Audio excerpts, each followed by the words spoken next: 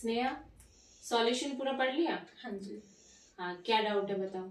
उसमें मुझे want of का कुछ समझ नहीं आया कि हम डाइमर्स में हाफ कर देते हैं वैल्यूज या। अच्छा, भाव से बात समझ में नहीं हाँ आई। जी। अच्छा ठीक है, दोबारा समझा रही हूँ। ठीक है, अब की बार और डिटेल से तो समझो। देखो क्या हो रहा है, एसिटिक एसिड हमें पता है कि डाइमर बना लेता है।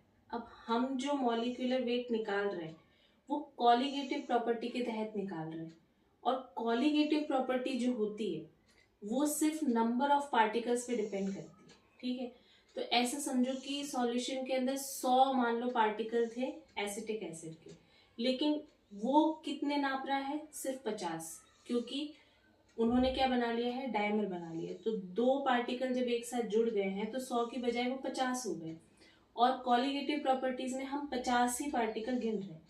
तो उसने क्या किया है, हमको उस 50 पार्टिकल के वेट के हिसाब से एक एक पार्टिकल का वेट बता दिया है। ठीक है, तो हमारे पास जो मॉलिक्यूलर वेट आया है कैलकुलेट करके वो एक्चुअली में उस डाइमर का है। ठीक है, लेकिन हमें क्या चाहिए है? एसिटिक एसिड का मॉलिक्यूलर वेट चाहिए, इसलिए हम उसे जो हमारे पास वेट मिला है उसको हम 2 से डिवाइड करेंगे। तो हमारे लिए वॉन्ट ऑफ फैक्टर क्या हो गया? 1/2।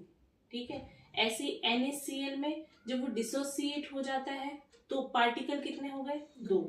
तो जो हमें मॉलिक्यूलर वेट मिला है वो किसका मिल गया है? किसी एक पार्टिकल का। जैसे मान लो NaCl में इसका 23 है और उसका 35 है।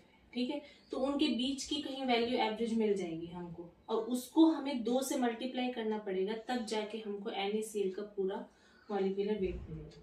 अब समझ में आया? हाँ जी। ओके।